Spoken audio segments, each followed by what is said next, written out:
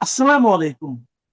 প্রিয় দর্শক, অন্য মঞ্চের আলোচনায় আপনাদের সকলকে আমন্ত্রণ জানাচ্ছি। সুপ্রিয় দর্শক শ্রোতা মণ্ডলী, আপনারা এই মুহূর্তে আমাদের প্রোগ্রামটি যে যেখান থেকে দেখছেন এবং পরবর্তী যে যেখান থেকে দেখবেন, আপনাদের সকলকে জানাই আমার প্রাণঢাল অভিনন্দন এবং শুভেচ্ছা।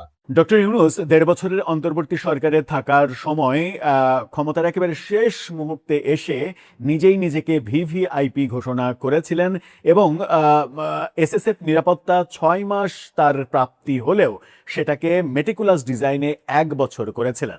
অর্থাৎ নিজেই নিজের জন্য সর্বোচ্চ রাষ্ট্রীয় নিরাপত্তা ১ বছর নিতে চান, ভোগ করতে চান, এরকম ঘোষণা তিনি দিয়েছিলেন। যখন আজকে তার প্রেসিডেন্ট হওয়ার যে স্বপ্ন, সেই স্বপ্ন ধূলিসাৎ হয়ে গেল, তখন বাতাসে কান পাতলেই শোনা যায় বিভিন্ন আলোচনা এবং সেই আলোচনার মধ্যে অনেক বড় আলোচনা ডক্টর ইউনূসকে কেন্দ্র করে। ডক্টর ইউনূসের ব্যাপারে আগামী মাস থেকেই, অর্থাৎ মাননীয় প্রধানমন্ত্রীর ভারত সফরের পর থেকে আগামী মাসেই বড় বড় কিছু ঘটনা ঘটতে চলেছে, এরকম আলোচনা চতুর্দিকে চলছে। এই ব্যাপারে বাংলাদেশের ব্লিটসের সম্পাদক সালাউদ্দিন শোয়েব চৌধুরী একটা ফেসবুক পোস্টও দিয়েছেন। চতুর্দিকে গুঞ্জন, সালাউদ্দিন শোয়েব চৌধুরী বেশ ক্ষুরধার সাংবাদিক, তার ফেসবুক পোস্ট এবং তিনি এখন পর্যন্ত যে ব্যাপারগুলো নিয়ে ফেসবুক পোস্ট দিয়েছেন সেগুলো মোটা দাগে আমরা সত্য হতেও যখন দেখেছি। রাষ্ট্রপতির পদত্যাগ, সাবেক রাষ্ট্রপতির পদত্যাগ বিষয়ে একেবারে কনফার্ম তিনি করেছিলেন, শুক্রবারে তিনি পদত্যাগ করবেন, সেটাই ঘটল। বিদেশ থেকে দ্রুত ছুটে আসলেন স্পিকার। এই ঘটনাগুলো আমরা মিলে যেতে দেখেছি। সালাউদ্দিন শোয়েব চৌধুরী এখন যে কথাটা বলছেন সেটাও কি মিলবে? ডক্টর ইউনূসের ভাগ্যে কি দুর্যোগের ঘনঘটা নেমে আসছে? চলুন একটু আলোচনা করে বোঝার চেষ্টা করি এই ভিডিওতে। থাকবেন পলিটিক্স টিভির দর্শক। বলছিলাম, সেপ্টেম্বরে রাজনীতিতে অনেক কিছু ঘটবে বলে চতুর্দিকে আলোচনা হচ্ছে। কি আছে সেপ্টেম্বরে আদতে? বলা হচ্ছে যে শেখ হাসিনা তার ডিসেম্বরের মধ্যে ফেরার যে টার্গেট, সেটা সেপ্টেম্বরেই ফিরছেন, এটা প্রায় নিশ্চিত।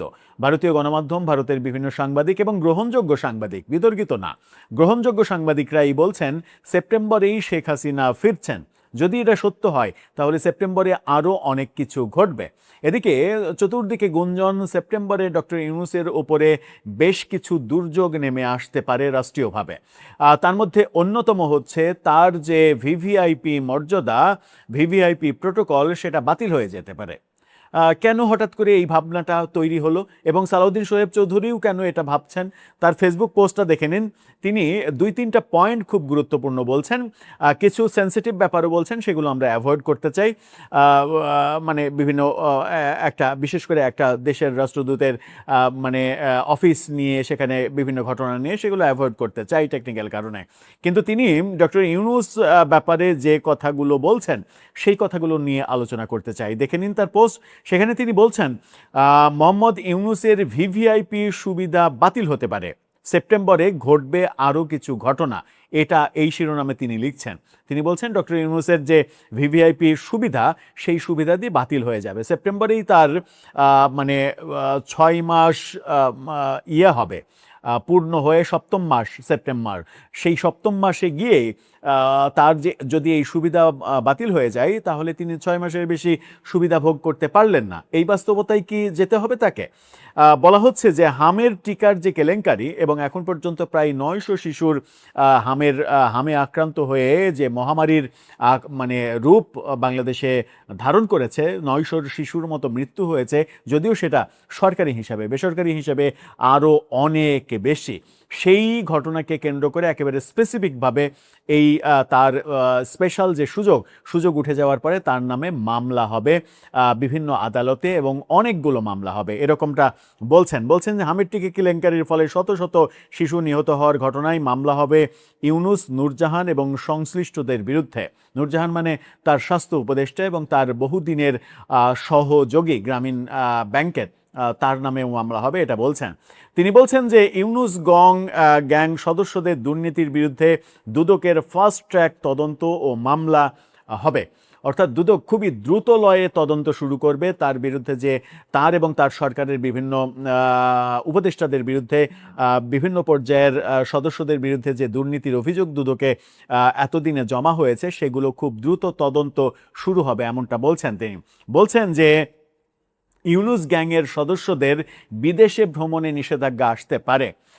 আমি ঠিক বুঝতে পারছি না যে কেন সেটা হবে।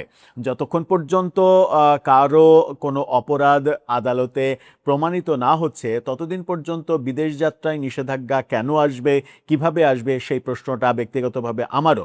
এটা মানে মিলছে না, কেন যেন মিলছে না। মানে এত আপনি যদি কল্পনা করেন কিংবা ভাবেন যে এত কিছু একসাথে হবে, সেটা বোধহয় সত্য নাও হতে পারে। তিনি আরও বলছেন, অর্থনৈতিক খাতে ইউনূস এবং তার গ্যাংয়ের সদস্যদের বিষয়ে ফাস্ট ট্র্যাক তদন্ত হবে। অর্থাৎ অর্থনৈতিক খাতে যে দুর্নীতি কেলেঙ্কারির বহু খবর আমরা শুনছি, সেগুলো নিয়েও তদন্ত শুরু হতে পারে। এবং তিনি বলছেন যে আমাদের প্রধানমন্ত্রী ভারত সফরের পরে এরকম কিছু ঘটনা দ্রুত লয়ে ঘটতে থাকবে। আরও অনেক দিক থেকেই গত কয়েকদিন থেকেই এই আলোচনাগুলো আমরা মানে বিচ্ছিন্নভাবে শুনছিলাম যে প্রফেসর ইউনূস যদি রাষ্ট্রপতি হতে ব্যর্থ হন তাহলে এতদিন পর্যন্ত গত 6 মাসে যে ব্যাপারগুলো ঘটেছে, তার নামে মামলা অভিযোগ এগুলো দায়ের করার চেষ্টা করা হয়েছে, সেগুলো খারিজ করে দেওয়া হয়েছে, সেগুলোর একটা উল্টো চিত্র এখন দেখা যাবে। অর্থাৎ প্রফেসর ইউনূস যে এখন তার প্রভাব হারিয়ে ফেলেছেন, এটা যখন একেবারে প্রমাণিত সত্য হিসেবে দাঁড়িয়ে গেছে, তখন ব্যাপারগুলো অন্যরকমভাবে ঘটবে। গত 6 মাসে এই রাষ্ট্রপতি হতে পারেন এরকম থিঙ্কিং কিন্তু সমাজের সব শ্রেণীর, সর্বোচ্চ শ্রেণী থেকে নিম্ন শ্রেণী পর্যন্ত বহু মানুষের মনের মধ্যে কাজ করছিল। অনেকে ভাবছিলেন যে শেষ মুহূর্তে হয়তো বিদেশি চাপে মানে তাকে রাষ্ট্রপতি করতে বাধ্য হতে পারে বর্তমান সরকার, কিন্তু বর্তমান সরকারের খুবই মজবুত রাজনৈতিক অবস্থান আমরা দেখলাম। যে মজবুত রাজনৈতিক অবস্থানের কারণে ডক্টর ইউনূস ইন্টারিম গভর্নমেন্টে বসে 12ই ফেব্রুয়ারির নির্বাচন দিতে বাধ্য হয়েছিলেন, যেটা সংসদে পর্যন্ত বিএনপি নেতা সাবেক স্বরাষ্ট্রমন্ত্রী সালাউদ্দিন আহমেদ তিনি একেবারে প্রকাশ্যে বলেছেন যে তারা নির্বাচন দিতে চায়নি, তারা যেন নির্বাচন দেয় সেই কারণে বহু বিষয়ে আমরা মেনে নিয়েছি, হ্যাঁ বলেছি, এবং সেটা শুধুমাত্র এই নির্বাচনটা আদায় করে নেওয়ার কৌশল ছিল। ব্যাপারগুলো যখন স্পষ্ট তখন অনেক কিছুই আলোচনা হচ্ছিল। এখন দেখার বিষয় যে সত্যিই সেগুলো হয় কিনা। আমরা জানি না সেগুলোর কোনোটাই হবে কিনা, তবে রাষ্ট্রপতি হওয়ার মিশনে তার এই ব্যর্থতা তার এবং তার সহযোগী অনেককেই বিপদে ফেলতে পারে, বিপদে পড়ার মতো ঘটনা ঘটতে পারে। এটা খুব একটা উড়িয়ে দেওয়ার মতো না। বলছেই না যে এরকম কিছু ঘটবে, তবে এটা আপনি উড়িয়ে দেবেন, মানে এটা তোয়াক্কাই করবেন না, পাত্তাই দেবেন না, সেরকমটা বোধহয় না। মানে এতটা গুজব বোধহয় না, কিছু একটা তো হবে। কিন্তু আমার কেন যেন মনে হয় যে সালাউদ্দিন শোয়েব চৌধুরী যে ব্যাপারগুলো বলছেন যে তার উপরে দুর্যোগ নেমে আসবে, মামলা হলে গ্রেপ্তার হওয়া, এটা ওটা অনেক কিছুর ইঙ্গিত দিচ্ছেন তিনি, কিন্তু সেগুলো বোধহয় কিছু হবে না। কারণ মামলা হয়তো হতে পারে, তার ভিভিআইপি সুবিধা হয়তো বাতিল হতে পারে, কিন্তু যে ব্যাপারটা হবে না সেটা হচ্ছে গ্রেপ্তার কিংবা বিচারের মুখোমুখি হওয়া। হয়তোবা তার আগেই একটা সিগন্যাল তাকে দেয়া হবে, সেই সিগন্যালে তিনি দেশের বাইরে নিরাপদ আশ্রয়ে চলে যাবেন। প্রিয় দর্শক, সাজ্জাদ কাদির স্বাগত জানাচ্ছি আমাদের চ্যানেলে। এই মুহূর্তে কথা বলবো মির্জা ফখরুল রাষ্ট্রপতি পদে ইউনূস অধ্যায়ের চরম পরিণতি। বাংলাদেশের রাজনীতি এক ঐতিহাসিক মোড়ে এসে দাঁড়িয়েছে। বঙ্গভবনের শীর্ষ পদে কি অবশেষে বসতে চলেছেন মির্জা ফখরুল ইসলাম আলমগীর? ঢাকার রাজনৈতিক অলিন্দ থেকে শুরু করে দিল্লির কূটনৈতিক মহলে এখন একই আলোচনা। একদিকে বঙ্গভবনে নির্বাচিত নতুন রাষ্ট্রপতির গমন, অন্যদিকে প্রতিবেশী দেশের পর্দার আড়ালের রাজনৈতিক দাবা খেলা, সব মিলিয়ে এক মহা নাটকীয় মোড়। রাষ্ট্রপতি পদে মির্জা ফখরুল ইসলাম আলমগীরের আশাটা কি কেবলই একটি রাজনৈতিক দলের অভ্যন্তরীণ সিদ্ধান্ত, নাকি এর পেছনে লুকিয়ে রয়েছে আঞ্চলিক ভূ রাজনীতি আর ক্ষমতার সূক্ষ্ম ভারসাম্য? কেন ইউনূস পরবর্তী রাজনৈতিক বাস্তবতায় এটি আন্তর্জাতিক মহলের কাছে এত বড় বার্তা? ঘটনা প্রবাহের দিকে নজর দেওয়া যাক। রাজধানী ঢাকার আগারগাঁওয়ের নির্বাচন ভবনে এক অভূতপূর্ব রাজনৈতিক কর্মকাণ্ড প্রত্যক্ষ করল দেশবাসী। বিএনপি মহাসচিব মির্জা ফখরুল ইসলাম আলমগীরের পক্ষে আনুষ্ঠানিকভাবে রাষ্ট্রপতি নির্বাচনের মনোনয়নপত্র জমা দেওয়া হয়েছে। মনোনয়নপত্র দাখিলের শেষ তারিখ আজ 13 আগস্ট। অনুমোদন ও যাচাই বাছাই শেষে চূড়ান্ত ভোট গ্রহণ আগামী 20 আগস্ট, অর্থাৎ আর মাত্র কয়েকটা দিন। এর মাধ্যমে বাংলাদেশ এক নতুন সাংবিধানিক রাষ্ট্রপ্রধান পেতে যাচ্ছে। কিন্তু প্রশ্ন উঠছে, হঠাৎ কেন এই পদে মির্জা ফখরুল ইসলাম আলমগীরকে বেছে নেওয়া হলো? রাষ্ট্রপতি পদে মির্জা ফখরুল ইসলাম আলমগীরের মতো একজন মূলধারার অভিজ্ঞ এবং সর্বজন গ্রাহ্য রাজনীতিককে মনোনয়ন দেওয়ার ঘটনাটি রাজনৈতিক বিশ্লেষকদের মতে অত্যন্ত দূরদর্শী সিদ্ধান্ত। কারণ এটি স্পষ্ট বার্তা দেয় যে বাংলাদেশে অন্তর্ভুক্তিমূলক ও টেকসই রাজনীতির যে আন্তর্জাতিক প্রচেষ্টা চলমান রয়েছে তা সঠিক পথে এগোচ্ছে। সুশীল সমাজের কোনো অরাজনৈতিক প্রতিনিধি বা ডক্টর মোহাম্মদ ইউনূসের মতো ব্যক্তিকে যদি আবার কোনো রাষ্ট্রীয় অবস্থানে বসানো হতো, তবে দেশের রাজনৈতিক পরিস্থিতি অন্যদিকে মোড় নিতে পারত, সৃষ্টি হতে পারত নতুন ধোঁয়াশা। চলুন এবার নজর দেওয়া যাক পর্দার পেছনের আসল কূটনৈতিক লড়াইয়ের দিকে। দক্ষিণ এশিয়ার ভূ রাজনীতিতে ঢাকাকে কেন্দ্র করে গত কয়েক সপ্তাহ ধরে যা ঘটেছে তাকে বলা চলে কূটনৈতিক স্নায়ুযুদ্ধ। কূটনৈতিক অঙ্গনে গত 7 দিন ধরে সবচেয়ে বড় দৌড়ঝাঁপ ছিল কে হচ্ছেন বাংলাদেশের পরবর্তী রাষ্ট্রপতি। এই প্রশ্নে বিশেষ করে প্রতিবেশী দেশ ভারত অত্যন্ত আগ্রাসী ও দৃশ্যমান রাজনৈতিক তৎপরতা চালিয়েছে। ভারতের কূটনৈতিক মহলের মূল লক্ষ্যই ছিল এক বিশেষ নির্দিষ্ট ব্যক্তিকে বঙ্গভবনের দৌড় থেকে যে কোনো মূল্যে থামানো। সূত্রের খবর এবং রাজনৈতিক পর্যবেক্ষকদের দাবি, ভারতের সেই ভূ রাজনৈতিক কৌশল সফল হয়েছে। দিল্লির নীতি নির্ধারকরা স্পষ্টভাবে বার্তা দিয়েছিল, বাংলাদেশে তারা এই বিশেষ ব্যক্তিকে আর কোনো বড় নীতি নির্ধারণী বা সাংবিধানিক পদে দেখতে চায় না এবং ভবিষ্যতেও দেখতে দেবে না। ফলে ঢাকার মসনদে ক্ষমতার ভারসাম্য ধরে রাখতে ভারত তাদের কূটনৈতিক ওজন পুরোপুরি ব্যবহার করেছে। অপরদিকে ঘরোয়া রাজনীতিতে বিএনপি প্রমাণ করেছে তারা ক্ষমতার রাজনীতিতে ভারসাম্য ধরে রাখতে সিদ্ধহস্ত। অরাজনৈতিক সরকারের ম্যাচ শেষে গণতান্ত্রিক ধারায় ফেরার যে রূপরেখা, সেখানে মির্জা ফখরুল ইসলাম আলমগীরকে রাষ্ট্রপ্রধান হিসেবে নিয়ে আসা এক বিশাল মাস্টার স্ট্রোক। একই সাথে বিশ্লেষকরা জোর দিয়ে বলছেন, এই রাজনৈতিক পট পরিবর্তনের মধ্য দিয়ে ডক্টর মোহাম্মদ ইউনূসের প্রশাসনিক ও রাজনৈতিক অধ্যায়ের চূড়ান্ত সমাপ্তি ঘটে গেল। অরাজনৈতিক বা সুশীল সমাজের উপর ভর করে দেশ চালানোর যে চ্যাপ্টার খোলা হয়েছিল তার দিন এখন শেষ।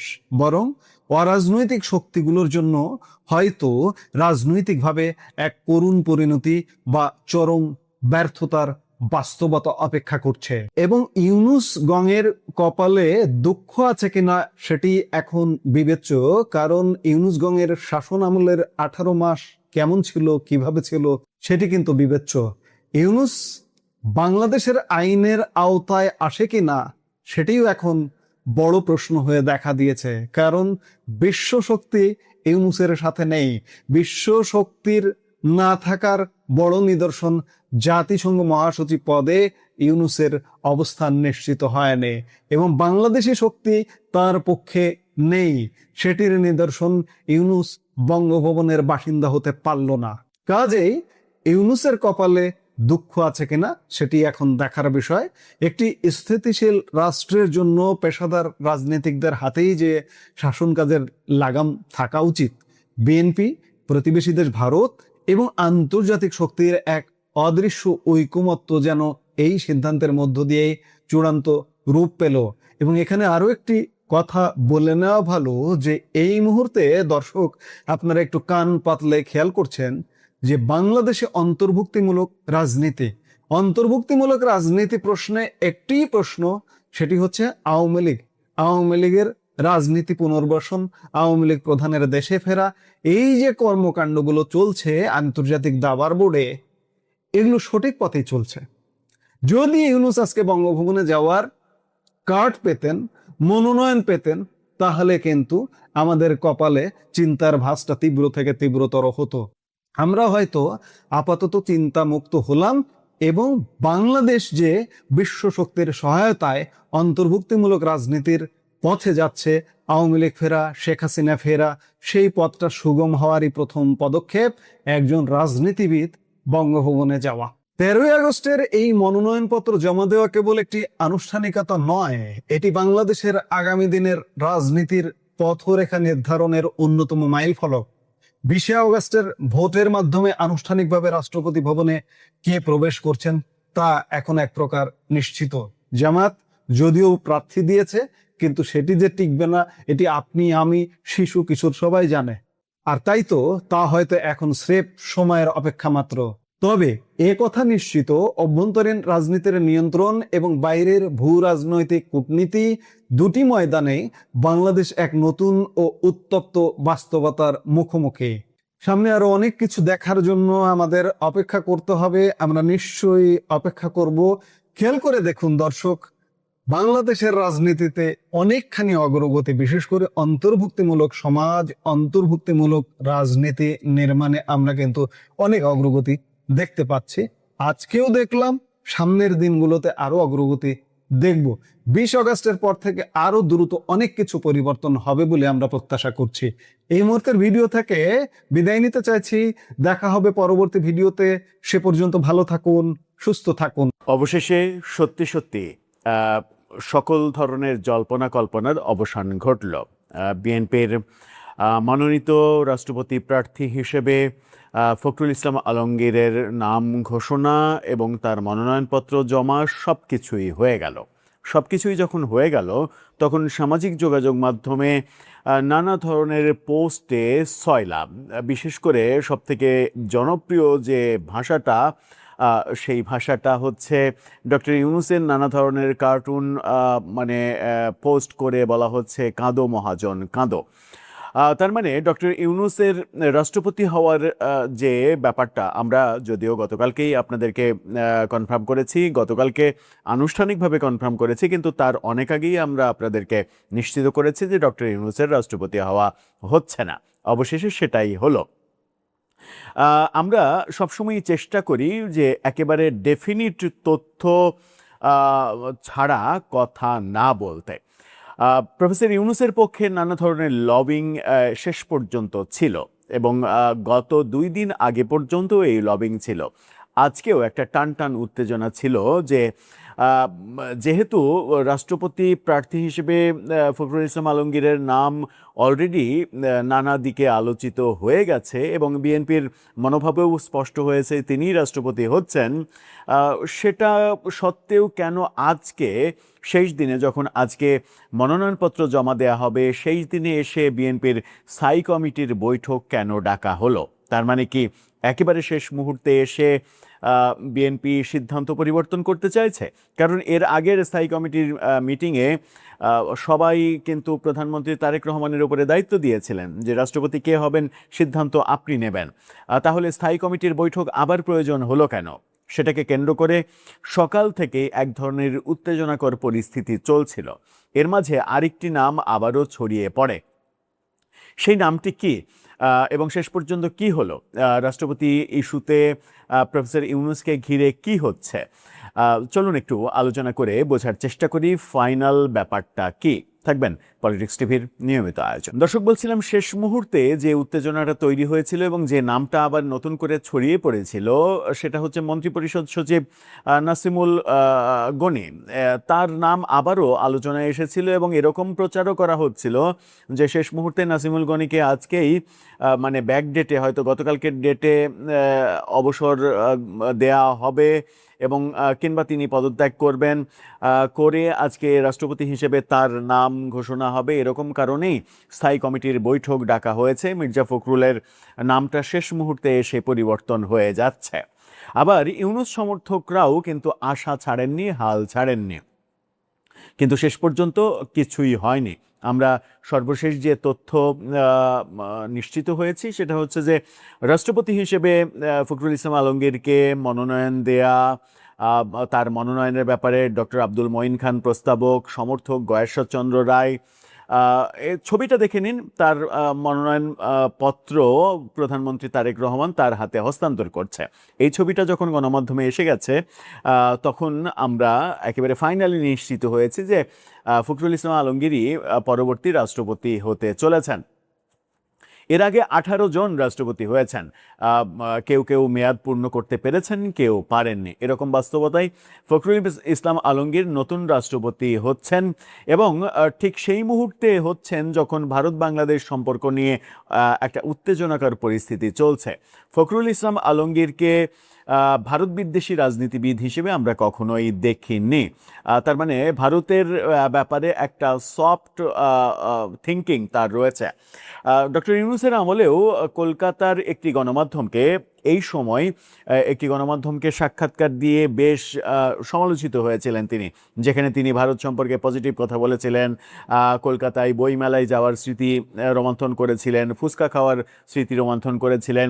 সব মিলিয়ে এই মুহূর্তে বাংলাদেশের মানে কৌশলগত কারণে রাষ্ট্রপতির জায়গায় যাকে ভাবা উচিত, একজন সফট মাইন্ডের মানুষ যিনি কোনো বিদ্বেষী রাজনীতি করবেন না, কিংবা দেশের প্রধান যিনি, তার মনোভাবের মধ্যে কোনো নির্দিষ্ট দেশের উপরে বিদ্বেষ থাকবে না, সেরকম একজন ব্যক্তিকেই বিএনপি শেষ পর্যন্ত খুঁজে নিল। বিএনপিতে আরও অনেক লোক কিন্তু ছিলেন যারা কট্টর ভারত বিদ্বেষী রাজনীতি করেন, কিন্তু মির্জা ফখরুলকে বেছে নেওয়া এটারও একটা কারণ কিনা যে তিনি ভারত বিদ্বেষী নন, সেটাও একটা বড় কারণ হতে পারে। সকাল থেকে যে নাসিমুল গনির আলোচনাটা চলছিল মন্ত্রিপরিষদ সচিব, সেই আলোচনাটা আদতে ধোপে টেকেনি। আজকে সচিবালয়ে স্থায়ী কমিটির বৈঠক করল বিএনপি, এবং সেই বৈঠক পরবর্তী রুহুল কবির রিজভী তিনি গণমাধ্যমের সঙ্গে কথা বললেন, এবং প্রথম তিনি গণমাধ্যমকে জানিয়েছিলেন যে মির্জা ফখরুলই রাষ্ট্রপতি হতে চলেছেন। তাকে প্রশ্ন করা হয়েছিল তাহলে মহাসচিব কে হচ্ছেন, তিনি বলেছেন প্রধানমন্ত্রী ব্যাপারটা দেখবেন, কোন উপায়ে কিভাবে কি হবে সেটা তিনি ভালোভাবে বুঝবেন। এখন মির্জা ফখরুল দলীয় পদ থেকে, স্থায়ী কমিটির পদ, মন্ত্রিপরিষদ সদস্য থেকে, এবং মানে দলের প্রাথমিক সদস্য পদ থেকেও সম্ভবত পদত্যাগ করতে হয়, কারণ রাষ্ট্রপতিকে একজন নিরপেক্ষ, মানে মির্জা ফখরুল তো আর নিরপেক্ষ মানুষ না, তারপরেও মানে পদগত দিক থেকে একজন নিরপেক্ষ মানুষ হতে হয়। সেই কারণেই সব ধরনের জায়গা থেকে তাকে পদত্যাগ করতে হবে, এবং সেটা তিনি পদত্যাগ করে ফেলেছেন, অলরেডি করে ফেলেছেন, এবং তার মনোনয়নপত্রও জমা দেওয়া হয়েছে। তার মানে 20 তারিখে রাষ্ট্রপতি নির্বাচন হচ্ছে, ওদিকে অলি আহমেদের মনোনয়নপত্রও জমা দেওয়া হয়েছে। 20 তারিখে নির্বাচনের মাধ্যমে আমাদের নতুন রাষ্ট্রপতি নির্বাচিত হচ্ছেন মির্জা ফখরুল ইসলাম আলমগীর। মির্জা ফখরুল যখন রাষ্ট্রপতি হচ্ছেন তখন আমরা সেরকম একটা দ্বারপ্রান্তে দাঁড়িয়ে আছি যখন ভারত বাংলাদেশ সম্পর্ক নিয়ে একটা উত্তেজনা তৈরি হচ্ছে, এবং শেষ মুহূর্তে মানে এরকম চেষ্টা চলেছে যে প্রচণ্ড ভারত বিদ্বেষী ডক্টর ইউনূসকে রাষ্ট্রপতি করেই ছাড়বে তার পক্ষের মানুষজন, এবং আন্তর্জাতিক লবিংটা প্রচণ্ড আকারে চলছিল। দেশে প্রফেসর ইউনূসের যে লোকজন রয়েছে, মানে বাহিনী যারা রয়েছে, তারা প্রচণ্ড পিআর প্রমোশন করছিলেন। প্রফেসর ইউনূসের আশীর্বাদে আমেরিকাতে প্রেস মিনিস্টার হিসেবে যিনি কাজ করছেন, তার চাকরির মেয়াদ শেষ হয়ে গেছে, তার চাকরি মেয়াদ রিনিউ হচ্ছে না, সরকার তাকেও রাখছে না, এরকম খবরও আমরা পাচ্ছি। চতুর্দিক থেকে ডক্টর ইউনূস কেন্দ্রিক যে আলোচনাটা হচ্ছে, সেখানে সব থেকে বড় আলোচনাটা এবার শুরু হয়েছে, যেহেতু ফাইনালি তিনি আর রাষ্ট্রপতি হতে পারলেন না, সেহেতু এবার তার বিরুদ্ধে যত অভিযোগ অন্তর্বর্তী সরকার আমলে মানে দেশের মারাত্মক ক্ষতি যে যে ইস্যুতে তিনি করেছেন, বিশেষ করে আমেরিকার সঙ্গে গোপন চুক্তি, হামের টিকা নিয়ে কেলেঙ্কারি, এবং এখন পর্যন্ত প্রায় 900 শিশুর মৃত্যু, এই ব্যাপারগুলো যেগুলো হয়েছে, সাথে রয়েছে বাংলাদেশে বর্তমানে জঙ্গিবাদের যে উত্থান, সেই উত্থান তার দায়িত্ব নেওয়ার পর থেকে জেল থেকে যত উগ্রবাদী সদস্য রয়েছে তাদের সবাইকে মুক্ত করে দেয়া, তাদের জামিনের ব্যবস্থা করা, তিনি এবং আসিফ নজরুল মিলে এই যে কর্মকাণ্ডগুলো করা হয়েছে, সাথে দুর্নীতির সাম্রাজ্য গড়া, অবৈধভাবে নির্বাহী ক্ষমতা প্রয়োগ করে নিজের কর মওকুফ করে নেওয়া, নিজের প্রতিষ্ঠানগুলোকে লাইসেন্স দেয়া, এরকম বহু ইস্যুতে তার বিরুদ্ধে অভিযোগ রয়েছে। এখন কি তাহলে মানে এখন হয়তো সম্ভব নয়, কিন্তু আর 6 মাস পরে কি তাহলে, যখন তার এসএসএফ নিরাপত্তা অর্থাৎ ভিভিআইপি পার্সন আর তিনি থাকবেন না, এসএসএফ নিরাপত্তাও থাকবে না, তখন থেকে কি বাংলাদেশের বিভিন্ন আদালতে একের পর এক তার বিরুদ্ধে অভিযোগ দায়ের করা শুরু হবে? নাকি ততদিনে তিনি আসলে দেশেই থাকবেন না, তিনি মানে মন্ত্রটা বুঝে গেছেন, এই দেশের মানুষ তাকে আর গ্রহণ করছে না, এবং তাকে গ্রহণ না করার কারণ তিনি নিজেই তৈরি করেছেন। 1.5 বছরের শাসনামলে দেশে চাকরির বন্যা বইয়ে যাবে, তিনি তার মেটিকুলাস প্রেস সেক্রেটারিকে দিয়ে বলিয়েছিলেন। তিনি নিজে বলেছিলেন দরখাস্ত আসছে আমাদের কাছে, প্রচুর দরখাস্ত আসছে। সেদিন আব্দুল নূর তুষার তো মানে কি বলবো যে মজা করে বলেই ফেললেন যে আমাদের দেশে 3টা বন্যা, একটা হচ্ছে মানে প্রাকৃতিক বন্যা, নদীতে বন্যা আসে, আর একটা হচ্ছে রেজওয়ানা চৌধুরী বন্যা, আর একজন হচ্ছে শফিকুল আলম, যিনি চাকরির বন্যা মানে কথা বলেছিলেন, এবং তাকে চাকরির বন্যা হিসেবে বলা যেতে পারে।